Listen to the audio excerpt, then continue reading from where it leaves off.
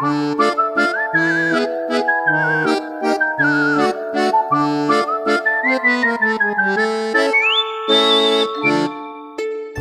everybody, Mac here. Welcome back to the show. We are in the home stretch just before Halloween.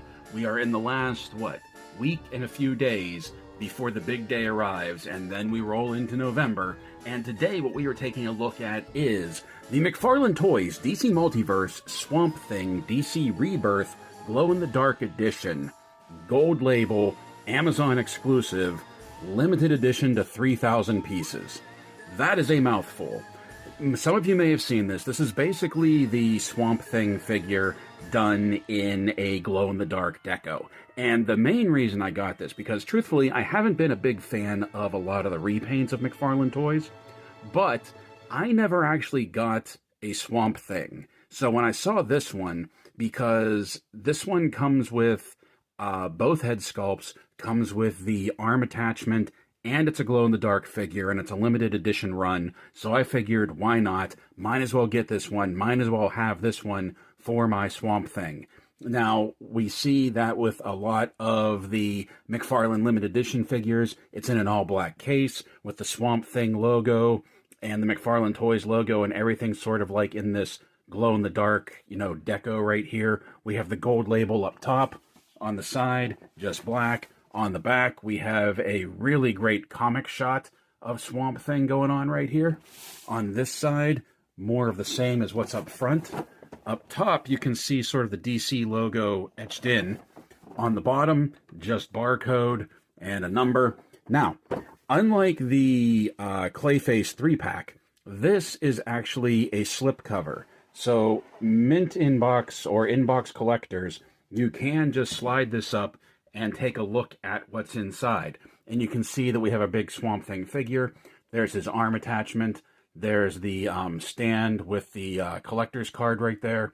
And there is our secondary head sculpt. So, let's get this cut out, because I think there's only one band in here, and then the rest of it is just held in with pressure, hopefully. So, let's get him out, and let's take a better look at McFarlane Toys DC Multiverse Limited Edition Glow-in-the-Dark Swamp Thing. Alright, so here he is, Swamp Thing out of the box, and there is some size to this guy I wasn't expecting. Putting the tape measure to him, we can see that he is approximately 11¼ inches tall to the top of his head. He may be one of the, if not the biggest mega fig from McFarlane Toys that I have so far.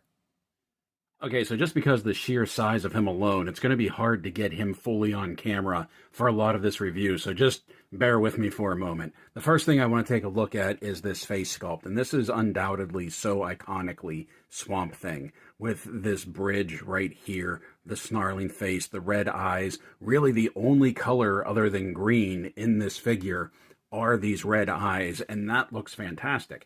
Now, before we look at the sculpt, let's look at the paint app right here, because as you can see, this is basically just Swamp Thing as he was before, and instead of being made from a glow-in-the-dark material, you can see that he has a glow-in-the-dark paint job that's just sort of washed over all of the foliage and the sculpt of the figure. Now, two things about this. Well, three things, actually. One, this obviously gives him his glow-in-the-dark ability, which we will take a look at later in the video. But also, I kind of dig how this wash over top of it, gives him, even in the light, sort of like this phosphorescent illumination look. Very plant-like, just gives a really nice touch to this dark green base that he has, and then this bright green, just glow-in-the-dark paint that is washed over top of it. Now, my biggest concern is not being familiar with this glow-in-the-dark paint. Will this last, or will this start to flake off? That's my concern. The only glow-in-the-dark figures I have any sort of experience with are the figures that are made from a glow-in-the-dark material. This glow-in-the-dark paint, I don't know. I don't know if it'll stay there. I don't know if it'll start flaking off. It doesn't feel like it's coming off just in the little bit that I've been handling him so far. But who knows what this is going to do down the line. If anybody has experience with figures with just a glow-in-the-dark paint job on them, let me know what you think. Let me know if you think it'll last. This is the first time that I can think of that I have a figure like this. Now, turning him on the side so we can just get him fully on camera, there is some great work in this sculpt. Like, when I didn't not get Swamp Thing because I didn't like the figure. Like, I just didn't get Swamp Thing just because, like, I didn't have an opportunity to. And I am kind of glad that I waited now to get this one, because this is sort of like the whole package deal right here. I love these tendrils that are coming off of his wrists. He has them on both sides, like these plant tendrils that are just growing off of him. He has them on his back right here too. His one shoulder has this growing up off of it. I like how it's very asymmetrical. The one thing that I kind of liked about one of the other exclusive Swamp Things, I think it was a GameStop that had the horned head, was that like some of the bark, I believe, was painted in. So he had some browns going on to him, because I think this was painted like a brown bark. But I'm really, really digging like just the sculpt, the look of this figure, all of the work that was done like in the detail work right here. Things like this are like when McFarlane Toys really flexes. Like, check out the feet. They're not even really toes. They're just sort of like tendrilled feet right there. That's really cool. That's really cool. And the detail in the back right here, like you can see just like these like little thorny spines jutting out, like even down here in the buttocks, like there's just some really great detail. The leaves, once again, the foliage growing down his back. I think this looks fantastic. I think this is like, stuff like this is like when McFarlane really shines. The main issue that I have with him, though, before we even get into the articulation, is if you try and straighten the legs out, the detents, like we've had issues with before, the detents in his ankles don't really give you a good neutral stance. Like, I had to take in the knees a few notches to get him to be able to stand upright, because of the stiff detents that don't really give much in the ankles, and he kind of has to sort of stand a little bow-legged, a little bent leg, but you can get him to stand up. It's just not going to be like with straight legs. So those have to be bent in a little bit. But let's take a look at the articulation now as best that we can. That the head will do a full 360 spin. It doesn't really look up at all. It doesn't really look down at all. It doesn't really have much side to side. Basically, he can look left to right, and that's about it.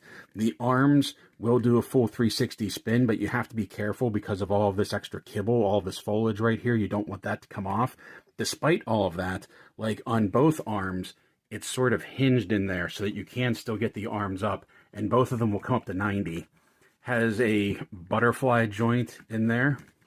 Has hinge and swivel at the elbow. No bicep swivel.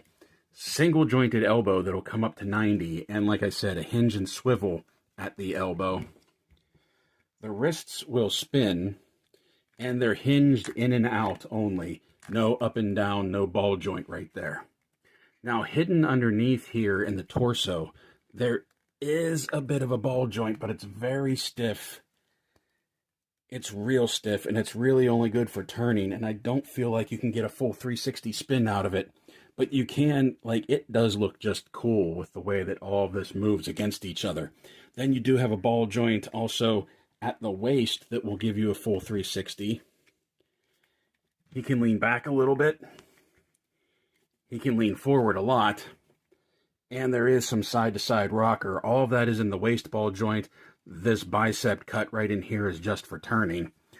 Despite all of this detail in the crotch piece right here, despite all of this detail, this is a very flexible rubber right in here, so that he brings his feet up, he can get to just under 90, but if you do the turn and you bring it up a little more, he can get them to 90, but you can see that there is that crinkling right in there. So be aware and careful of that, especially with these little pieces that are hanging off.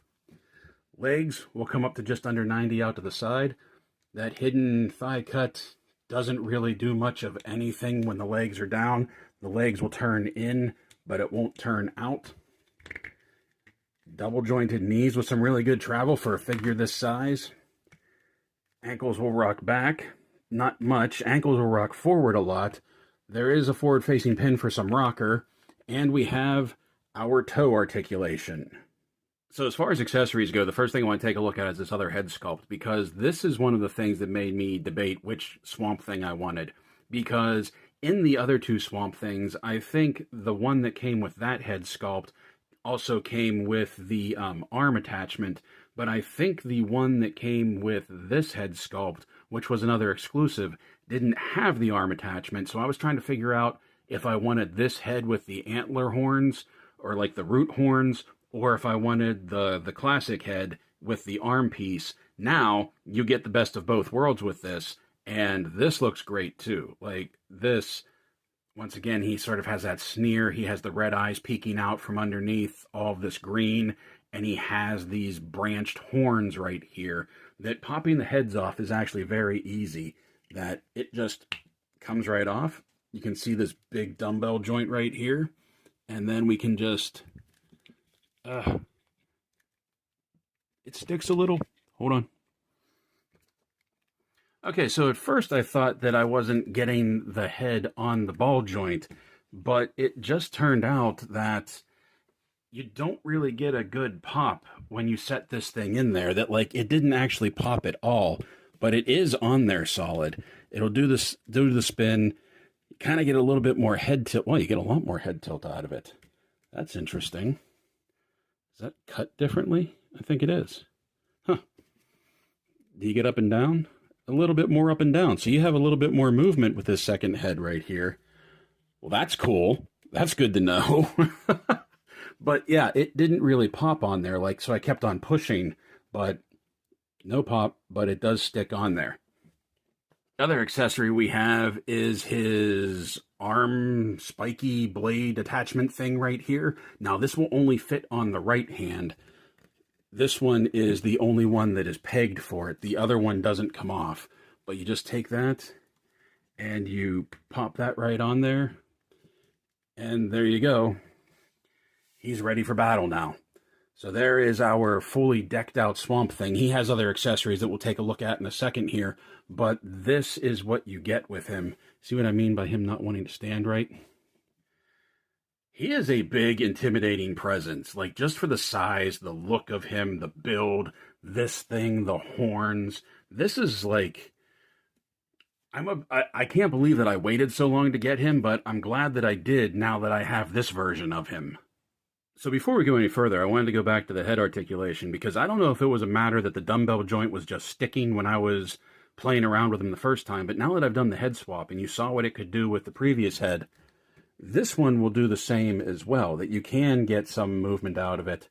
You can get him to look up by that that dumbbell joint rather, shifting backwards, and you can get him to look down. I think it was just that dumbbell joint stem was sticking when I first took him out of the box, because he has a lot more range of movement now. Now that I've swapped out the heads and I got that dumbbell to move a little bit. So like most McFarlane DC Multiverse figures, Swamp Thing does come with his figure stand, but instead of the DC logo tamped on it, we have Swamp Thing written on there. I don't think this is in glow-in-the-dark paint, but it'll be interesting to see if it is. And something else that we have is the collector's card and the collector's card stand. We've been seeing these stands come with the McFarlane Collector's Edition figures for a while now, and they usually have some sort of unique paint deco to them. And on this one, it's just like a little bit of a wash from that green. Once again, I'm curious to see if this is going to be a glow-in-the-dark paint. And then we also have the collector card that has the same artwork that's on the back of the box. And then we have Swamp Thing Glow-in-the-Dark Edition. And on the back, instead of a bio, we have that this is actually the Certificate of Authenticity as well. Now, the last one that I got, which was the Wicked Witch of the West, that had a Certificate of Authenticity with it, mine wasn't numbered. I still haven't contacted them to find out if I can figure out what number mine is, but you can see right here that this one is printed on there, and mine is 561 of 3000, and there's Todd's signature right there on the bottom. So then whenever you display your Swampy right here, you can either put the card up front with the image facing, or you can spin it around and have the Certificate of Authenticity and the numbering right next to it, or you can just take this out entirely. One thing that I do want to draw attention to that I almost forgot is that they sort of have a green wash on this border too. The border's not white. It sort of has like, you know, a plant green look to it, which is kind of cool. I like that little touch that they gave that extra detail to it. Okay, so we have everything here. We have the figure stand. We have Swamp Thing with his standard head on and his spiky hand, and we have the card display stand. Let's turn off the lights and see what happens. Okay, here he is glowing in the dark, and I'm not sure if my camera is catching it all, but he does look really good. And we can see that here is the stand. I don't know if you can make that out or if it's even focusing, but the stand glows in the dark as well. We also have the card stand that has the DC logo that glows. But let's bring Swampy up a little bit closer. Let's turn him on his side. That he does have this very spotty glow-in-the-dark effect that nothing really on the back. It's all up on the front, and it's pretty much all where the paint is coming through. I really hope this is coming through on camera, because in person, it does look really good. I'm going to try and get some photos of him glowing in the dark as well to hopefully get a better example for you of what he looks like, because I think he just looks really cool.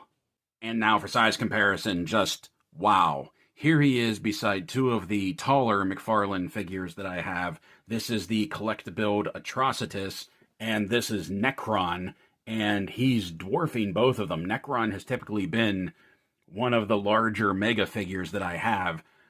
Now that I see this, I would have loved for the Anti-Monitor to be this size.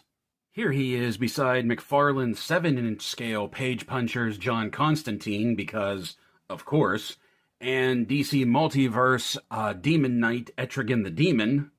Here he is beside 1/12 scale Hasbro G.I. Joe Classified Series Stalker and Zartan. Here he is beside Mattel Masterverse 40th Anniversary He-Man and Masters of the Universe movie Skeletor. And seeing now how he scales against Masterverse figures, it kind of makes me want to get Moss Man to use as like the Floridic Man in my DC line. Here he is beside some Hasbro G.I. Joe 1/6 scale. Here he is beside Jada Toys, Universal Monsters, Frankenstein's Monster, and Count Dracula. And finally, here he is beside NECA Toys, Dungeons & Dragons, Warduke, and Grimsword. And he dwarfs Grimsword. So because this is a limited run and it was a gold label Amazon exclusive, unfortunately this version of Swamp Thing has sold out. So if you are looking to get yourself one, right now the only way to do that is through third-party vendors, the aftermarket. You know how that goes.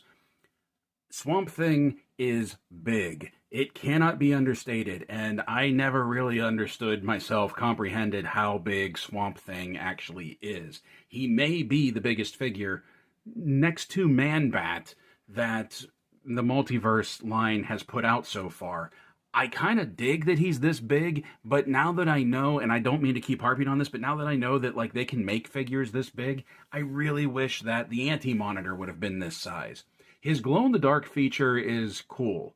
It's very different. It's not your standard glow-in-the-dark feature. It's just all on the surface. It's not the body. That may not be everybody's cup of tea. Somebody may have wanted this to be just a completely glow-in-the-dark figure, and that is completely valid, and is a completely valid complaint if you don't like that it's just the paint wash on the front of the figure, because there's really nothing going on back either.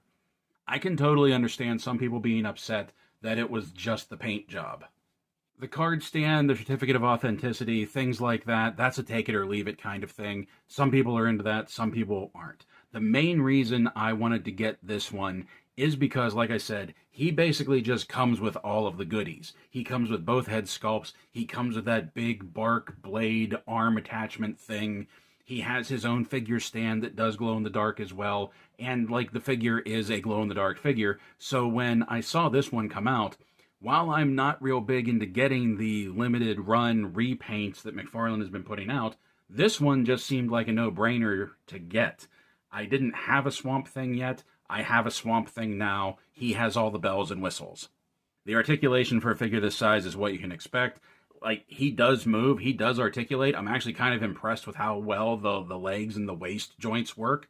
I'm really happy that it was just an issue that the dumbbell joint when the neck was originally stuck, so that moves around as well. Not only is he big, he has some decent range of motion, which he kind of needs when he's going against figures that are, like, way, way smaller than him. However, if you're not into the repaints and you already have a Swamp Thing, this one is obviously an easy pass for you. For me, he's just one more figure I have towards the Justice League Dark team. I have him, I have Constantine, we got a Dr. Fate, which is sometimes on the team, sometimes not. I would really love to get a Detective Chimp, although I'm not holding my breath on that one.